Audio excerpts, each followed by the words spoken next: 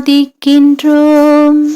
வாழ்வை உமக்கு அளிக்கின்றோம். உம்மை அன்பு செய்கின்றோம். இயேசுவே உம்மை ஆராதிக்கின்றோம். வாழ்வை உமக்கு அளிக்கின்றோம். உம்மை அன்பு செய்கின்றோம். ஆவியே உம்மை ஆராதிக்கின்றோம். வாழ்வை உமக்கு அளிக்கின்றோம். உம்மை அன்பு செய்கின்றோம். மூவொரு இறைவா ஆராதிக்கின்றோம்.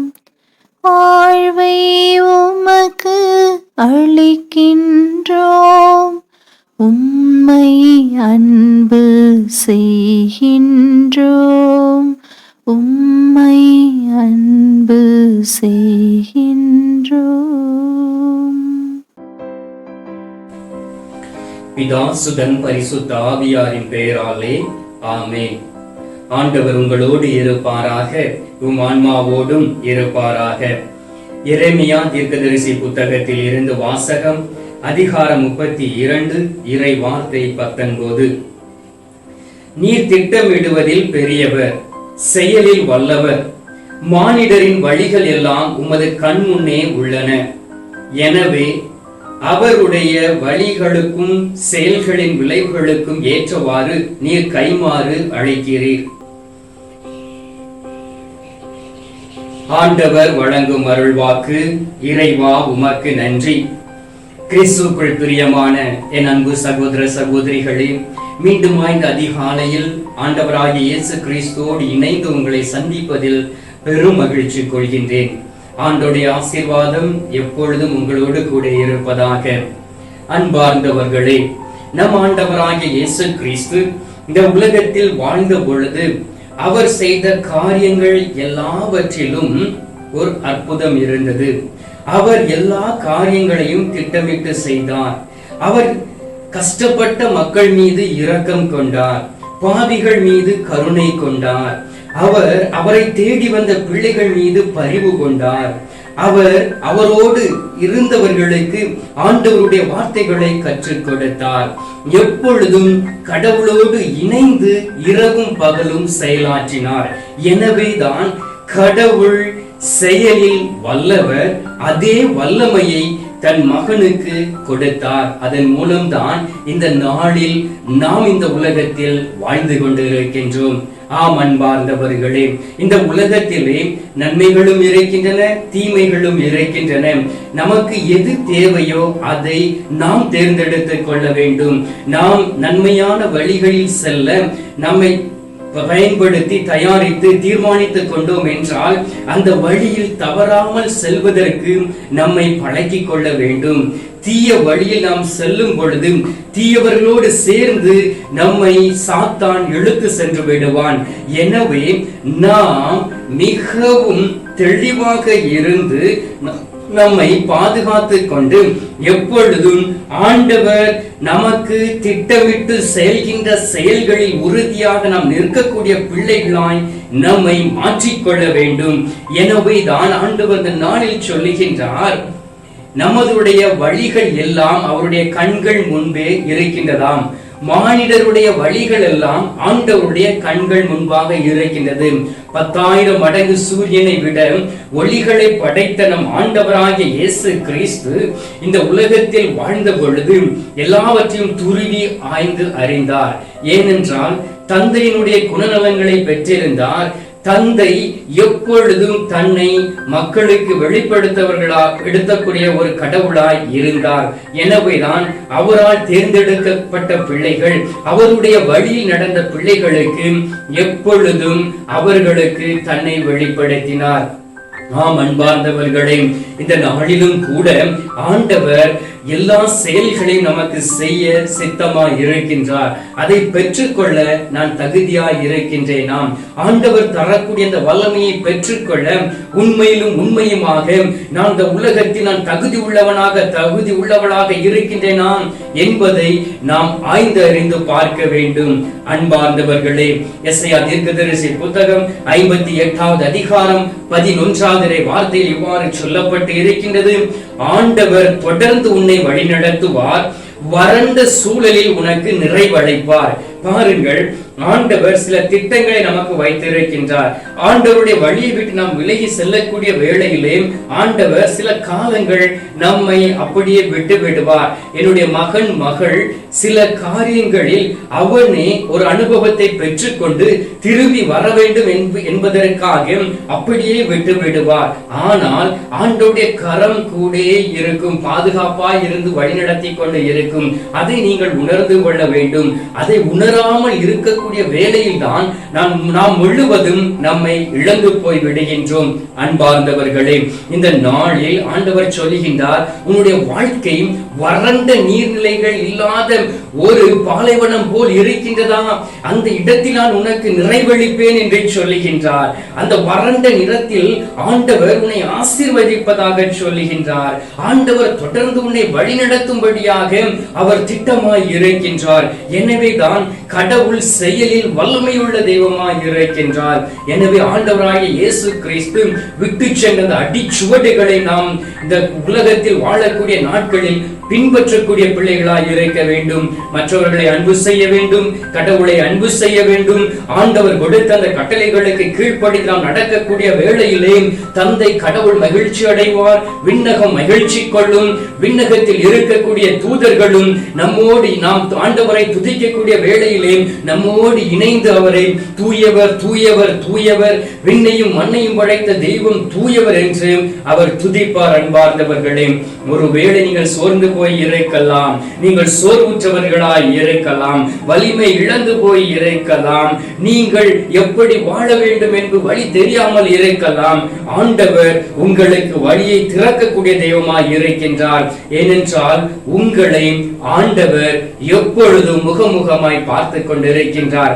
ஆனால் நீங்கள் அவரை பார்க்க முடியாதவாறு உங்களுடைய பாவங்கள் உங்களுடைய கண்ணை மறைத்து இருக்கின்றன. அதிலிருந்து வெளியிலே வர வேண்டும்.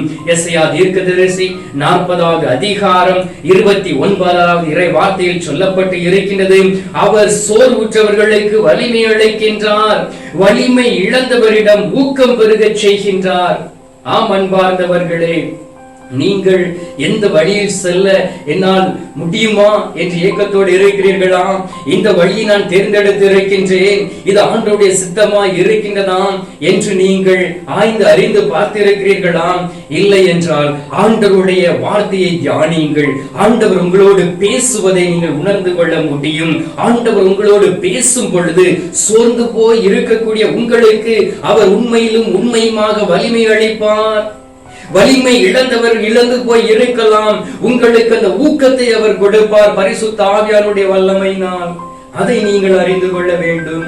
பரிசுத்த ஆவியானுடைய துணை இல்லாமல் உங்களால் எதுவும் செய்ய முடியாது. எனவே அந்த பரிசுத்த ஆவியானவர் எங்கு அசுத்தம் இருக்கோ அங்கு தங்க மாட்டார். பரிசுத்த ஆவியானவர் தங்கக்கூடிய இடம் ஒரு ஆலயமாய் இருக்கும். ஆலயம் என்பது நமக்கு தெரியும். ஆலயத்துக்குள் கடந்து செல்லக்கூடிய வேளையிலே காலனியை கூட நாம் ஆலயத்திற்கு வெளியே கலத்தி வைத்து விட்டு நாம் செல்லுகின்றோம். ஏனென்றால் அந்த இடம் பரிசுத்தமானது.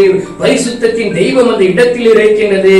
தூயவர் அந்த இடத்தில் உறைந்து இருக்கின்றார் என்பதை உணர்ந்து நாம் அசுத்தங்களை கோயிலுக்குள் சென்று கொண்டு செல்வதில்லை. அதே போல்தான் நம்முடைய உள்ளமும் அசுத்தமான செயல்களும் அசுத்தமான சிந்தனைகளும் உள்ளே வரக்கூடிய வேளையிலே கடவுளின் செயல்கள் நம்முடைய வாழ்க்கையில் நடைபெற தடையாய் இருக்கின்றது. அதை நாம் அறிந்து கொள்ள வேண்டும். அதை தான் ஆண்டவர் சொல்லுகின்றார், நீ வலிமை இழந்து போய் இருக்கின்றாய். எதனால்? நீ செய்த பாவத்தின் நிமித்தம். நீ சோர்வுற்று இருக்கின்றாய். எதற்காக? நீ செய்த தீமையின் நிமித்தம். ஒருவேளை நீ நன்மை செய்து உன்னை மக்கள் இவ்வாறு உன்னை தள்ளி இறைக்கலாம். வலிவிழந்த ஒரு நிலையில் நீ இருக்கும்படியாக மக்கள் உன்னை தள்ளி இறைக்கலாம். ஆண்டவரிடம் மன்றாடுங்கள், ஆண்டவரிடம் வாருங்கள், ஆண்டவருக்கு முன்பாக வந்து கண்ணீர் சிந்துங்கள், அவருடைய மீட்பின் திட்டத்தை நீங்கள் உணர்ந்து கொள்ளுங்கள்.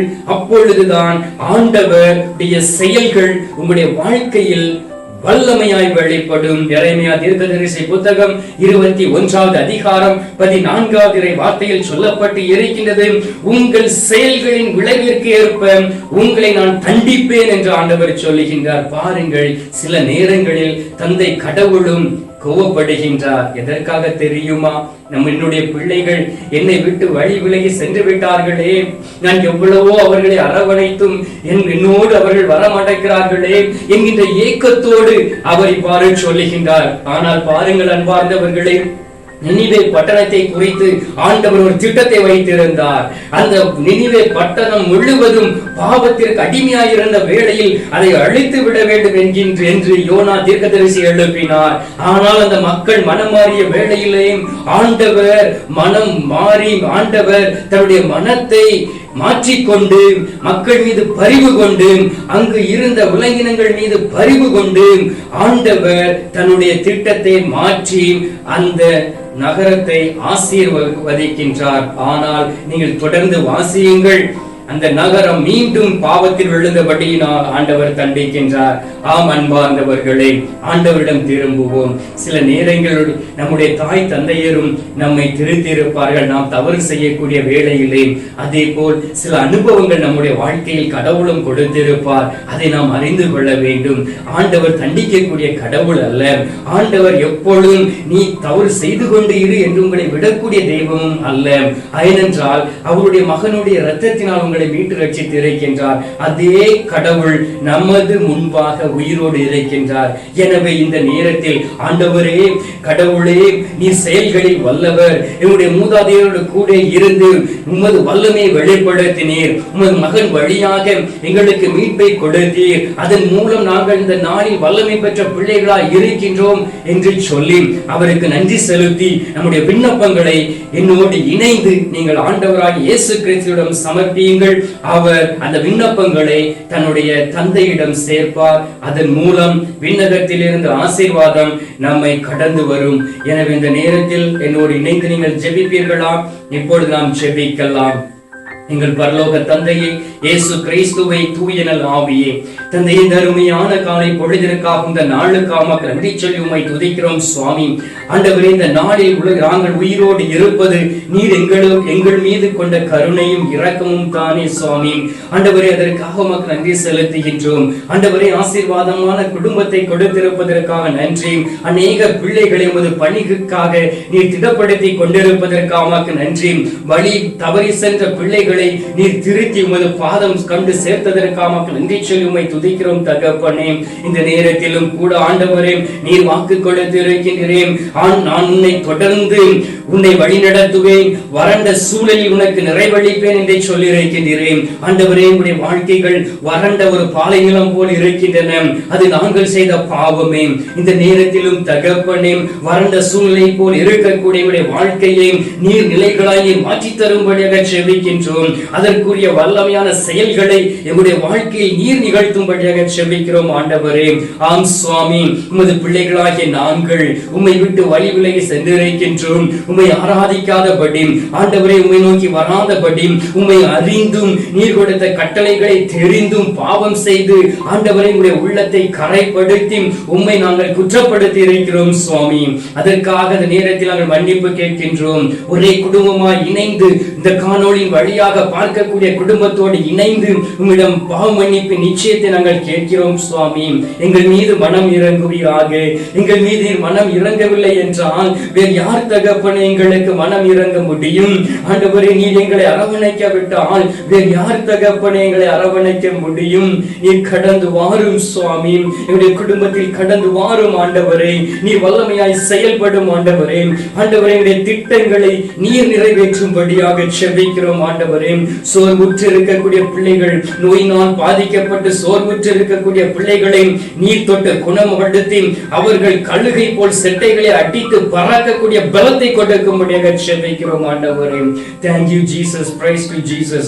ஆண்டவரே, இந்த நேரத்திலும் கூட ஆண்டவரே, சிறு பிள்ளைகளை உமது கரத்தில் ஒப்புக் கொடுக்கின்றோம். ஆண்டவரே, அவர்களுக்கு ஞானத்தை கொடுப்பீராக, அறிவாற்றலை கொடுப்பீராக. ஆன்லைன் வழியாக தன்னுடைய பாடங்களை படித்துக் கொண்டிருக்கக்கூடிய பிள்ளைகளுக்கு ஆண்டவரே எப்பொழுதுமே ஞானத்தை கொடுத்து அறிவாற்றலை கொடுத்து தேவையில்லாத செயல்கள் செய்து விடாதபடி உமக்கு பிரியமான செயல்களை செய்யக்கூடிய ஞானத்தையும் அறிவாற்றலையும் சிறு குழந்தைகளுக்கு கொடுப்பீராக. தன்னை பரீட்சை எழுதுவதற்கு தயார்படுத்தி கொண்டிருக்கக்கூடிய வாலிப பிள்ளைகளை ஒப்புக் கொடுக்கின்றேன். ஆசீர்வதியும் சுவாமி. கடவுளுடைய வல்லமையான செயல்களை நீர் அவர்களுக்கு காண்பிக்கும்படியாக செபிக்கிறோம். ஆண்டவரே தகப்பனே, இந்த நேரத்திலும் திருமணமான பெண்களை ஒப்புக் கொடுக்கின்றேன். ஆண்டவரே, திருமணமான ஆண்களை ஒப்புக் கொடுக்கின்றேன். அவர்களை ஆசீர்வதியும், அவர்களை திருக்குடும்பமாய் நீர் வழிநடத்தும். அவர்கள் செய்யக்கூடிய செயல்கள் எல்லாம் உமக்கு பிரியமாய் இருக்கக்கூடிய வல்லமையும் பலத்தையும் அவர்கள் ஒவ்வொரு நாளும் உம்மிடமிருந்து பெற்றுக்கொண்டு உமக்கு சாட்சியுள்ள பிள்ளைகளாய் இருப்பார்களாக. ஆண்டவரே, இந்த அதிகாலையிலே நீர் எங்களுடைய ஜெபங்களை கேட்டிருப்பதற்காக நன்றி. ஜெபத்தை கேட்டுப்பதில் தந்திருப்பதற்காக நன்றி சொல்லி உம்மை துதிக்கின்றோம். மீட்பெரும் இரட்சகருமான இயேசுவின் திருக்கரத்தில் ஒப்புக் கொடுத்து எங்கள் தாய் கன்னி மரியாள் வழியாக ஜெபிக்கின்றோம். எங்கள் நல்ல தந்தையே, ஆமென். அருள் நிறைந்த மரியே வாழ்க, கர்த்தர் உடனே பெண்களுக்குள் ஆசீர்வதிக்கப்பட்டவள் நீரே. உம்முடைய திருவயிற்றின் கனியாகிய இயேசுவும் ஆசீர்வதிக்கப்பட்டவரே. அஜிஷ்ட மரியே, சர்வேசுடைய மாதாவே, பாவிகளா இருக்கிற எங்களுக்காக இப்பொழுதும் எங்கள் மரண நேரத்திலும் வேண்டிக் கொள்ளும். ஆமென். பிதாவுக்கும் சுதனுக்கும் பரிசுத்த ஆவிக்கும் மகிமை உண்டாவதாக. ஆதியில் இருந்தது போல இப்பொழுதும் எப்பொழுதும் என்றென்றும் இருப்பதாக. ஆமென். அன்பார்ந்தவர்களே, ஆண்டவர் உங்களை ஆசீர்வதித்திருக்கின்றார். உங்களுடைய ஜெபங்களை கேட்டிருக்கின்றார். இந்த வேளையிலும் அவர் தரக்கூடிய அந்த உன்னதமான ஆசீர்வாதத்தை பெற்றுக்கொண்டு நீங்கள் தொடர்ந்து எனக்காக ஜெபியுங்கள், என்னுடைய பணிக்காகவும் ஜெபியுங்கள். உங்களுடைய ஜெபந்தான் என்னை வழி நடத்தும்.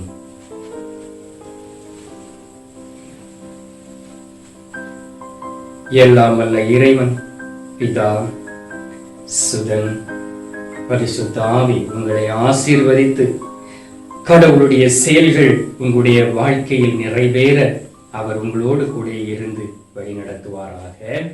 ஆமென்.